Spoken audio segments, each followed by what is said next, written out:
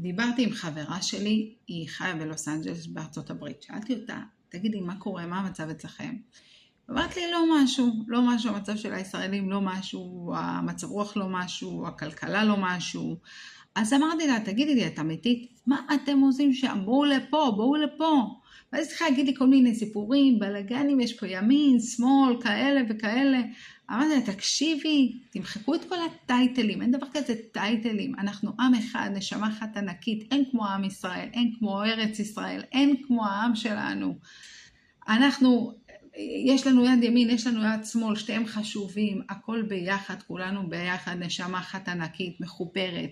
חבר'ה, כל היהודים, אני פונית אליכם, כל יהודי חוץ לארץ, אין לכם מה לעשות שם, בואו לארץ ישראל, אין כמו ארץ ישראל היפהפייה שלנו, המדהימה שלנו, אין כמו עם ישראל, עם אחד ענק, נשמה ענקית, לב טהור, יאללה, בואו לארץ, אין לכם מה לעשות שם.